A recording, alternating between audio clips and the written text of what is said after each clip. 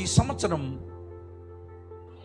అంటే దేవుని కోసం ఒక్క తీర్మానం చేసుకుంటే దేవుడు నీ కోసం 100 అద్భుతాలు జరిగిస్తాడు. ఆమేన్.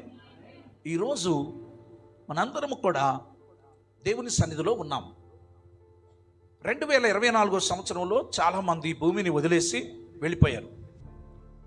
కానీ దేవుడు ఈ సంవత్సరాన్ని కూడా నిన్ను ప్రేమించి దయాకిరీటంగా ఈ 2025 సంవత్సరాన్ని దేవుడు మనకిచ్చాడు.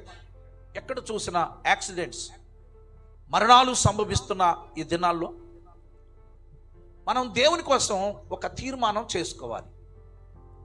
పరిశుద్ధ గ్రంథంలో మనకు తెలిసినటువంటి చాప్టర్ నుంచి దేవుని యొక్క వాక్యాన్ని మీకు అందిస్తాను. లూకా సువార్త 15వ అధ్యాయం, లూకా సువార్త 15వ అధ్యాయం అందరు తీయండి. ఈ 15వ అధ్యాయంలో ఒక తండ్రికి 2 కుమారులు ఉంటారు. ఈ 2 కుమారులు ఉంటే చిన్న కుమారుడు వచ్చి తండ్రిని అడుగుతున్నాడు, డాడీ, నేను నీ కడుపును పుట్టిన వాడిని కాబట్టి నాకు ఆస్తిలో సగం నాకు ఇచ్చేయి, ఎందుకంటే అన్న ఉన్నాడు, నేనున్నాను. ఆ విధంగా అతడు తండ్రి దగ్గరికి పోయి ఆస్తిని అడుగుతాడు. తండ్రి, వద్దు నాన్న, నువ్వు చిన్నోడివి, ఈ ఆస్తి అంతా తీసుకొని వెళ్ళిన తర్వాత నువ్వు ఏదైనా ఈ ఆస్తిని పాడు అయిపోతే నువ్వు ఒంటరివాడు అయిపోతావు, కాబట్టి ఈ ఆస్తి పంచటం మంచిది కాదు తండ్రి కుమారుడితో చెప్తుంటే, ఆ కుమారుడు చాలా వరకు తండ్రిని రోజు ఒత్తిడి చేయటం ప్రారంభిస్తాడు. తండ్రి ఒక నిర్ణయం తీసుకున్నాడు. ఆ నిర్ణయం, ఆయన ఒక తీర్మానం తీసుకున్నాడు. 15వ అధ్యాయం 12వ వాక్యం, వారిలో చిన్నవాడు తండ్రి ఆస్తి నాకు వచ్చు భాగమిమ్మని తన తండ్రిని అడగగా అతడు వారికి తన ఆస్తిని పంచిపెట్టాను. స్తోత్రం చెప్పండి. ఈ తండ్రి మన దేవునికి సాదృశ్యం. ఈ ఎవరైతే ఆస్తిని అడిగాడో అలాగే ఆయన కన్న మనందరికీ సాదృశ్యం. చూడండి, ఆయన అడుగుతున్నాడు. వచ్చినట్టయితే ఆస్తి నాకేమన్నాడు. తండ్రి హృదయం ఏంటంటే తన కొడుకుని సంతోషపరచటం. కానీ ఈ కుమారుడు ఆస్తిని తీసుకున్నాడు. తండ్రి ఒక నిర్ణయం చేసుకున్నాడు, కొడుకు ఒక నిర్ణయం చేసుకుంటే తండ్రి కూడా ఒక తీర్మానం చేశాడు. కుమారుడేమో నా డబ్బు నాకు కావాలి, నేను వెళ్ళిపోతా, సంపాదిస్తాను. అలాగే తండ్రి కూడా ఒక తీర్మానం చేసుకున్నాడు, ఈ కొడుకుని ఎన్ని రోజులు నేను ఆపుతాను, ఆస్తి పంచిస్తాను. 2 భాగాలు చేసి ఒక భాగం చిన్న కుమారుడికి ఇచ్చాడు, మరొక భాగం తన దగ్గరే పెట్టుకున్నాడు. ఆయనతో పాటు పెద్ద కుమారుడు కూడా ఉన్నాడు. బిడ్డలారా, ఈ యొక్క చిన్న కుమారుడు దేశాంతరం పోయి అతనికి ఉన్నటువంటి ఆస్తి అంతటిని పాడు చేస్తాడు. 13వ వాక్యం, కొన్ని దినములైన తర్వాత ఆ చిన్న కుమారుడు సమస్తమును కూర్చుకొని దూరదేశమునకు ప్రయాణమైపోయి అచ్చట తన ఆస్తిని దుర్వ్యాపారము వలన పాడు చేశాను. నిజంగా ఈ చిన్న కుమారులాగా మన జీవితంలో కూడా దేవుడిచ్చిన కృపల్ని చాలా పోగొట్టుకుంటున్నాం. తండ్రి చెప్పిన మాట వినకుండా ఈ కుమారుడు ఆస్తిని తీసుకుని వెళ్ళిపోయాడు. తీసుకుని వెళ్ళిపోయిన తర్వాత తనకిష్టం వచ్చినట్టుగా ఆస్తి అంతటిని పాడు చేసి చివరికి ఆయన దుస్థితి ఏమైపోయిందంటే తినటానికి తిండి లేని పరిస్థితి ఏర్పడింది. ఆయన ఒక యజమాని దగ్గరికి వెళ్ళి, నాకు పనికిస్తావా, నేను పని చేస్తానని అడిగినప్పుడు ఆయన అన్నాడు, పని ఇస్తానన్నాడు. ఈయన ఉద్దేశం ఏంటి? ఆయన దగ్గర ఏం పని అంటే పందులకి తీసుకొచ్చి కొడితి వేయటం అనమాట. ఆ పందికి వేసేటప్పుడు దాంట్లో కొంచెమన్నా తిని కడుపు నింపుకోవచ్చు అనుకున్నాడు. ఎంత దౌర్భాగ్యం చూడండి. మన జీవితంలో కూడా తండ్రికి మనం దూరమై వెళ్ళినప్పుడు చూడండి, దీవెన కోల్పోతాం. దేవునికి మనం దూరం కాకూడదు. నువ్వు దేవునికి దూరం అయ్యే కొలది నీ జీవితంలో ఎన్ని ప్రయత్నాలు చేసిన ఆశీర్వాదం ఉండదు. తండ్రికి దూరం అయిపోయి వెళ్ళిన ఈ కుమారుడు ఏం సాధించాడు? అతడు సాధించింది ఏంటి అని మనం చూస్తే అన్నీ పోగొట్టుకొని దరిద్రుడైపోయాడు. బైబిల్ చెప్తుంది 16వ వాక్యం, వాడు పందులు తిను పొట్టుతో తన కడుపు నింపుకొని ఆశపడును గాని ఎవడునో వానికి ఏమీయో ఈలేదు. పందులు కాయటమే తప్ప పందులకు అన్నం వేసేటప్పుడు, కొడితి వేసేటప్పుడు ఈయనకు అవకాశం లేదు. ఇతడు ఏమైంది?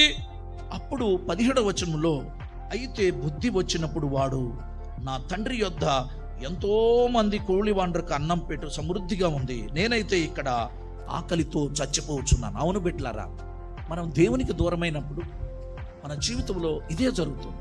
ఎంతకాలం నువ్వు దేవునికి దూరంగా ఉంటావు? దేవునికి ఎంత దగ్గర అయితే, ఇక్కడ ఏముంది? ఆ తండ్రి దగ్గర సమృద్ధి అయిన ఆహారం ఉంది. నీ దేవుడు నిన్ను ఆశీర్వదిస్తాడు, నీకు కావలసిన ప్రతిదాన్ని నీకు అనుగ్రహిస్తాడు.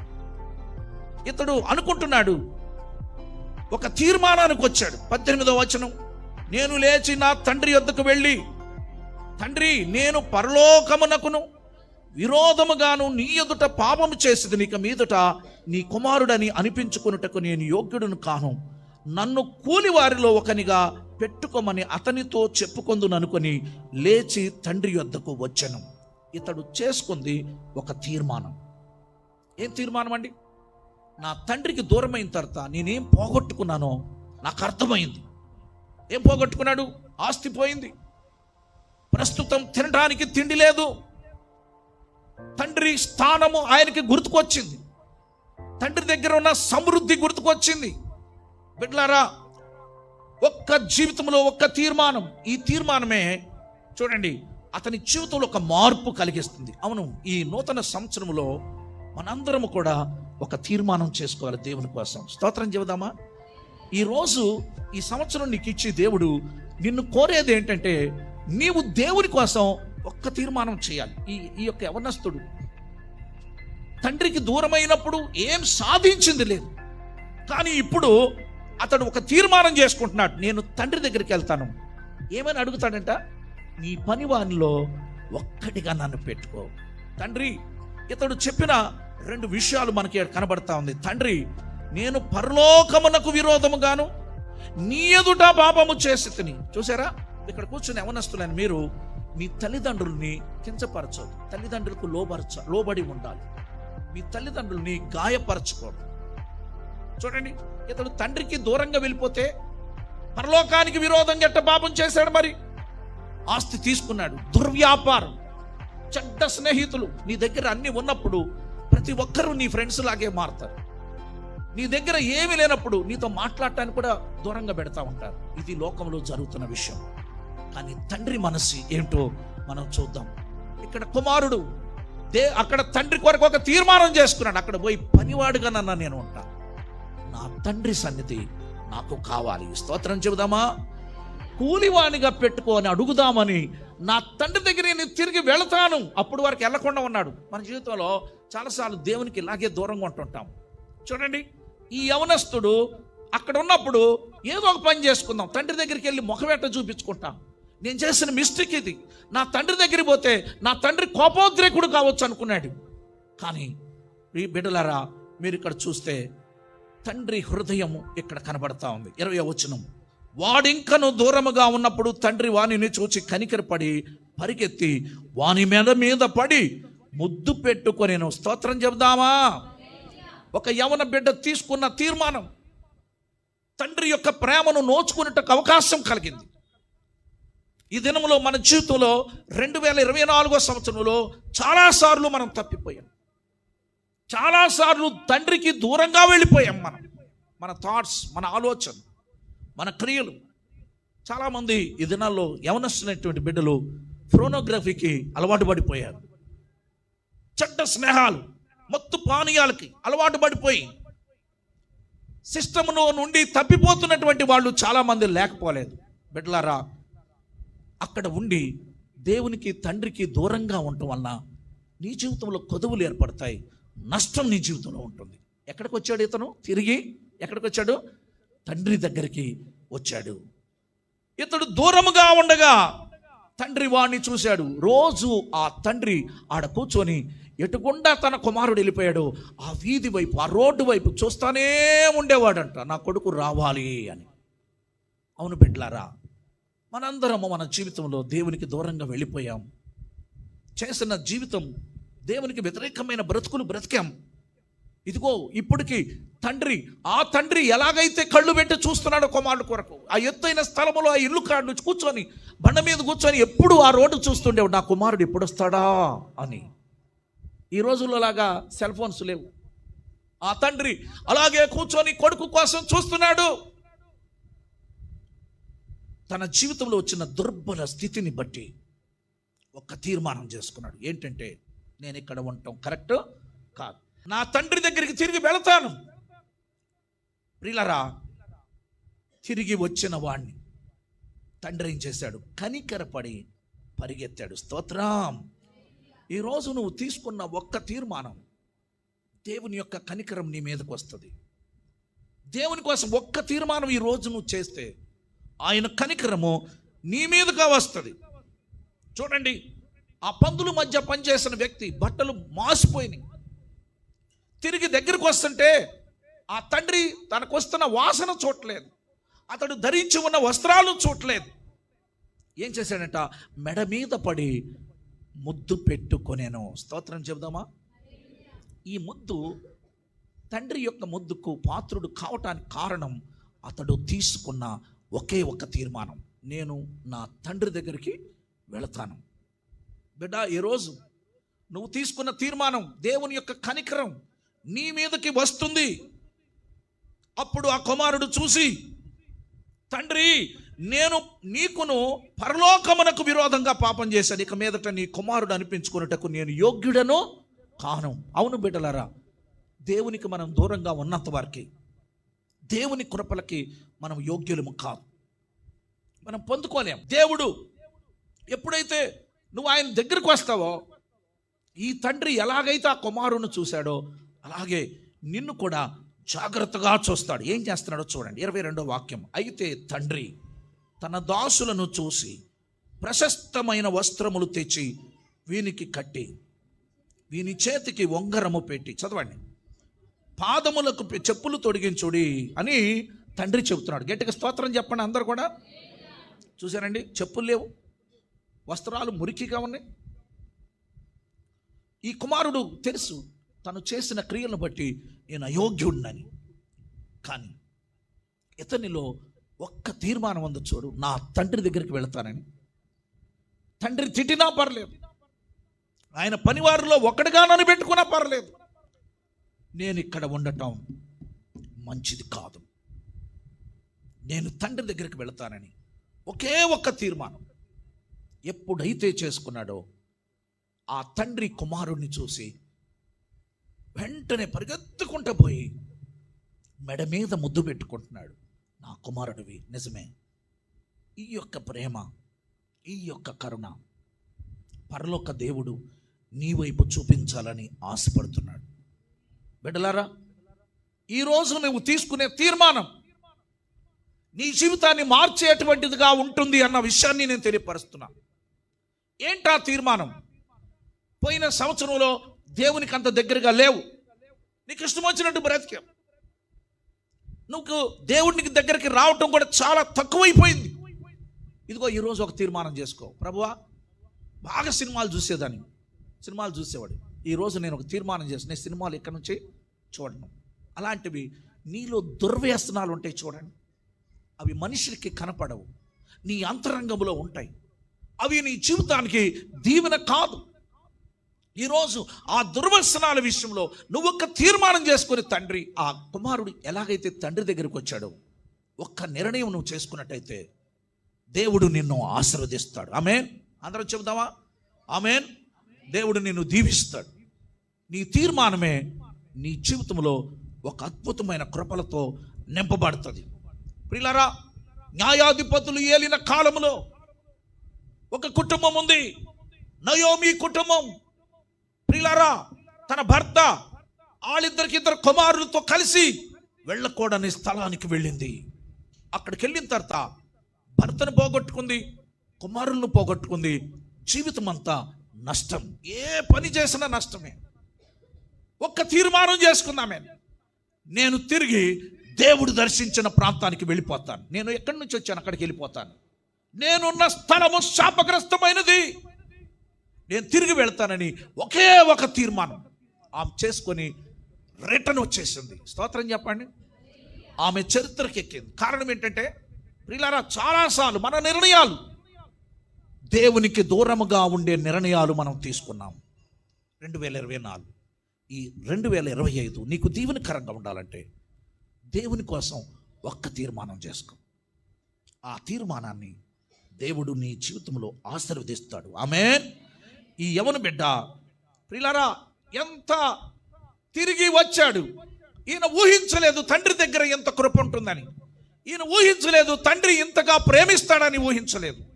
చూసారా, అంత గొప్ప ప్రేమ తండ్రి దగ్గర ఉంది. ఇంతకంటే నా ప్రభువైన యేసు దగ్గర నీ పట్ల ఎంతో ప్రేమ ఉంది. తెలిసి తెలియక కొన్ని తీర్మానాలు చేసి నిర్ణయాలు చేసుకున్నాం. జీవితాన్ని పాడు చేసుకున్నాం. జీవితాన్ని నాశనం చేసుకున్నాం. చాలామంది కుటుంబాల్లో భార్యాభర్తలు మీరు కూడా కలిసి ఉండొచ్చు. కానీ బిడ్డలారా గమనించండి, ఒకరికొకరు సంబంధాలు ఉండవు. ఆయన అలా తిరిగితే నేనెందుకు తిరగకూడదని ఈరోజు జీవితాలు పాడు చేసుకునే స్త్రీలు లేకపోలేదు. చివరికి నీ జీవితంలో అది ఒక విషాదంగా మిగిలిపోతుంది. ఈరోజు ఒక్క తీర్మానం చేసుకో దేవుని కోసం. నీ పాపపు జీవితాన్ని, దేవునికి వ్యతిరేకమైన జీవితాన్ని వదిలేసి. యవనస్తులారా, యోసేపు ఒక్క తీర్మానం చేసుకున్నాడు. ఆ తీర్మానం ఏంటంటే నేను దేవునికి వ్యతిరేకంగా ఏ తప్పు చేయను. ఆ తీర్మానం యోసేపుని ఆ దేశానికే ప్రధానమంత్రిని చేశాడు దేవుడు. స్తోత్రం. నువ్వు తీసుకునే తీర్మానాన్ని బట్టి దేవుడు నిన్ను ఆశీర్వదించటానికి సిద్ధంగా ఉన్నాడు. స్తోత్రం చెబుదామా. ఒక 5 బిడ్డలు ఈ దినం ఒక తీర్మానం చేసుకున్నారు. ఏంటంటే మేము దేవుని కోసం బ్రతుకుతాం. మాకు దేవుడు కావాలి. దేవుడు పూర్తిగా నాకు కావాలి. నా హృదయాన్ని దేవునికి ఇచ్చేస్తున్నాను. ఆ తీర్మానం దేవుడు ఆ బిడ్డల జీవితాల్లో ఆశీర్వాదాన్ని తీసుకొస్తున్నాడు. ఆమేన్. చూడండి, ఈ యొక్క తప్పిపోయిన కుమారుడు అంటాడు, కానీ ఇతడు తప్పిపోలేదు. ఈయన తప్పిపోయి వెళ్ళిపోయి తిరిగి ఎక్కడికి వచ్చాడు? తండ్రి దగ్గరికి వచ్చాడు. కానీ అసలు కుమారుడు ఉన్నాడు. చూడండి, ఈయన ఎవరో తెలుసా? చూడండి, పెద్ద కుమారుడు అండి. ఇతడు ఎక్కడున్నాడు? ఇంట్లోనే ఉన్నాడు, తండ్రితోనే ఉన్నాడు. ప్రియులారా చూడండి, 28వ వాక్యం. అతడు ఆ విందు జరుగుతుంటే ఇంట్లో డ్యాన్సులు, ఆనందం జరుగుతుంది. ఆ సమయంలో ఆయన లోపలికి వచ్చాడంట. 28వ వాక్యం. అయితే లూకాసు వార్త 15వ అధ్యాయం 28వ వాక్యం. అయితే అతడు కోపపడి లోపలికి వెళ్ళనొల్లకపోయాను కనుక అతని తండ్రి వెలుపలికి వచ్చి లోపలికి రమ్మని బ్రతిమాలుకొనేను. అందుకు అతడు తన తండ్రితో, ఇదిగో ఇన్ని ఏండ్ల నుండి నేను నిన్ను సేవించుచున్నానే, నీ ఆజ్ఞలు నేను ఎన్నడూ మేరలేదే. అయినను నా స్నేహితులతో సంతోషపడినట్లు నీవు నాకెన్నడూ ఒక మేకపిల్లనైనా ఇవ్వలేదు. అయితే అతడు నీ ఆస్తిని వేశ్యలతో తినివేసిన ఈయన కుమారుడు రాగానే వీని కొరకు క్రొవ్విన దూడను వధించితివని చెప్పి, అందుకు అతడు, కుమారుడా, వెళ్ళప్పుడు నేను నాతో కూడా నువ్వు ఉన్నావు, నావన్నీయో నీవే, మనము సంతోషపడి ఆనందించుట యుక్తమే. ఇక్కడ లోపల ఉన్న కుమారుడు ఒక తీర్మానం చేసుకున్నాడు. ఏంటంటే తండ్రి మీద ద్వేషం పెట్టుకున్నాడు. ఈ దినం లోపల ఉన్న వాళ్ళ గురించి కూడా చెప్తున్నాను. ఆ యవన బిడ్డ బయట ఉన్న దేవునికి దూరమైన వ్యక్తులకి సూచన. ఈ పెద్దవాడు లోపల విశ్వాసులుగా ఉన్న మనందరికీ సూచన. ఏమంటున్నాడు? తండ్రి మీద నిందలేస్తున్నాడు. ఎప్పుడన్నా నాకు ఇచ్చావా? నేను నీతోనే ఉన్నా కదా, నాకేం చేసావు? తండ్రిని నిందిస్తున్నాడు ఈ పెద్ద కుమారుడు. అయినప్పటికీ బిడ్డలారా గమనించండి, ఇక్కడ తండ్రి అతన్ని కూడా అంటాడు, నావన్నీయో నీవే, ఎందుకు నువ్వు గావించట్లేదు? బిడ్డలారా, పరలోక తండ్రి దగ్గర అనేకమైన దీవెనలు ఉన్నాయి, అనేకమైన ఆశీర్వాదాలు పరలోకపు తండ్రి దగ్గర ఉన్నాయి. కానీ వాటన్నిటినీ మనము పొందుకొనలేని వ్యక్తులుగా మన జీవితాల్లో మనం ఉంటున్నామన్న విషయాన్ని మీకు తెలియపరుస్తున్నా. హెబ్రీ పత్రిక 13వ అధ్యాయం 5వ వాక్యం. నిన్ను ఏమాత్రము విడవను, నిన్నెన్నడును ఎడబాయను. స్తోత్రం చెప్పండి. దేవుని నమ్మతం. యేసు ప్రభువులో ఉన్న ప్రత్యేకత ఏంటంటే మనం ఆయన నమ్మితే ఎన్నడూ మనల్ని ఏం చేయడండి? విడిచిపెట్టాడు. మనం వదిలిపెట్టిపోతాం ఆయనకి. నీ కొరకు ప్రాణం పెట్టాడు ఆయన. నీ కొరకు ఏదైనా చేయటకైనా సమర్థుడైన దేవుడు అని మరొకసారి జ్ఞాపకం చేస్తున్నాను. నీ జీవితంలో ఒంటరితనం కొన్నిసార్లు నిన్ను పట్టి పీడిస్తుంది. యోహాను సువార్త 14:18 వచనం. మిమ్ములను అనాథులుగా నేను మిమ్మల్ని విడవను, నేను ఒంటరిగా వదిలిపెట్టను. నేను చాలాసార్లు ఇలాంటి స్థితిని అనుభవిస్తూ ఉంటాను. ఆ ఒంటరి సమయంలో ఎవరితో ఏం మాట్లాడు, ప్రభుతోనే మాట్లాడుతుంటాను. ఆత్మ నాతో చెప్తుంది, నేను నీకు తోడై ఉన్నాను ప్రభువా, ఈ పరిస్థితులన్నీ గట్టెక్కలేని పరిస్థితిలో నేను ఉన్నానని దేవునికి చెప్తాను. అంతే. మీ కష్టాల్లో, ఇరుకులు, ఇబ్బందులు కూడా మనం దేవునితో చెప్పాలి. ఈ తండ్రి తన కుమారుడు పట్ల చూపించిన ప్రేమ, నావన్నీ నీవే అని చెప్తే అర్థం కాని స్థితిలో ఉన్నాడు ఈ పెద్ద కుమారుడు.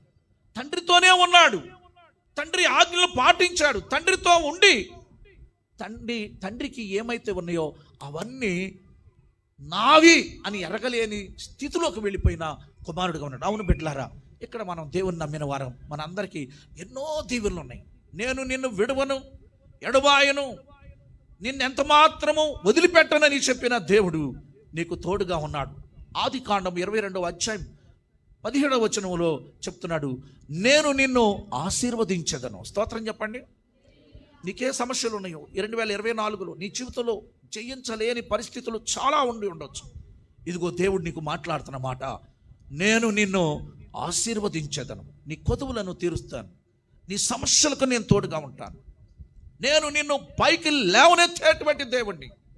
బిడ్డలారా, ఇంత వాగ్దానాన్ని దేవుడు నీకు చేస్తుంటే తండ్రితోనే ఉన్నావు, చర్చిలోనే ఉన్నావు, నీ బుద్ధి మార్చుకోకపోతే దేవుడు నిన్ను ఎలా ఆశీర్వదిస్తాడు? ఇప్పుడు ఆ పెద్దవాడు ఏం చేశాడంటే లోపలికి రానోళ్ళక వెలుపలగానే బయట నుంచి బయటకే వెళ్ళిపోయాడు. ఇలాంటి మనసు లోపల ఉన్న వారికి ఉందేమో, జాగ్రత్తగా ఆలోచించండి. కానీ బయట ఉన్న వాడికి లోపలికి రావాలి అనేటువంటి ఒక నిర్ణయం, ఒక తీర్మానం ఆ బిడ్డ జీవితంలో గొప్ప దీవెనగా మారింది. చెప్పులు మారిపోయినాయి, వస్త్రాలు మారిపోయినాయి, చేతికి బంగారు పొంగరం వచ్చేసింది, తండ్రి కుమారుడిగా పిలువబడుతున్నారు. కారణం ఏంటంటే తిరిగి వచ్చాడు ఒక తీర్మానంతో. ఈరోజు నువ్వు దేవుని దగ్గర చేసుకునే తీర్మానాన్ని బట్టి దేవుడు నిన్ను ఆశీర్వదిస్తాడు. ఒక్క తీర్మానం దేవుని కోసం చేయండి. సరే, బాప్తీసం తీసుకున్నా, రక్షింపబడ్డానన్నా, నేను చర్చికి వస్తాను. నువ్వు ఎప్పుడు ఏ టయానికి వస్తావు చర్చికి? 12 గంటలకు ప్రార్థన అంటే చూడండి, మనం ఎన్నింటికి వస్తాం? 1:30కి 2ంటికి వస్తుంటాం. అలా కాదు, ప్రభువా ఈ సంవత్సరం నేను టైం టు టైం పాటిస్తాను. మీకు ఒక విషయం చెప్తున్నాను, నువ్వు దేవుని కార్యాలకి ఎంత ఇంపార్టెంట్ ఇస్తావో దేవుడు నీ విషయంలో కూడా అంత ఇంపార్టెంట్ ఇస్తాడు. గట్టిగా స్తోత్రం చెబుదాం. దేవుణ్ణి మనం మొక్కుబడిగా కాదు దేవుణ్ణి ఆరాధించాల్సింది. దేవునికి నువ్వు ఇంపార్టెంట్, ఫస్ట్ ప్రథమ స్థానం ఇచ్చాలి. మనం ఎంతగా ఇస్తామో అంతగా దేవుడు మన కుటుంబాన్ని దీవిస్తాడు. స్తోత్రం చెప్పండి. ఈ నూతన సంవత్సరంలో దయాకిరీటంగా దేవుడికి ఇచ్చి ఒక్కటే అడుగుతున్నాడు, నా కోసం ఏదన్నా తీర్మానం చేస్తావా? తీర్మానం చేసిన చిన్న కుమారుడు ఏమయ్యాడండి? ఉన్నతుడిగా అయిపోయాడు. తండ్రి దగ్గర ఉన్నవాడు ఏ తీర్మానం చేసుకోలేదు, మనస్సును సికాకుపరుచుకున్నాడు. తండ్రి దగ్గరే ఉండి తండ్రినే ఆనుకున్న ఈ పెద్దవాడు ప్రస్తుతం ఏం చేస్తానంటే తండ్రికి దూరంగా వెళ్ళిపోయాడు. ఏ కుమారుడిలాగా నువ్వు ఉన్నావు? ఈ దినం, ఈ నూతన సంవత్సరం ఇచ్చిన ఆయన దయని గుర్తు చేసుకోకపోతే మన జీవితంలో ఆశీర్వాదం పొందలేవు. దేవుడు అంటున్నాడు, నేను నిన్ను ఆశీర్వదించేదాను, నిన్ను అనాదిగా వేడవను. నువ్వు అనుకుంటున్నావు ఒంటరిగా ఉన్నాను, ఎవరు లేరు నాకు అనుకుంటున్నావు.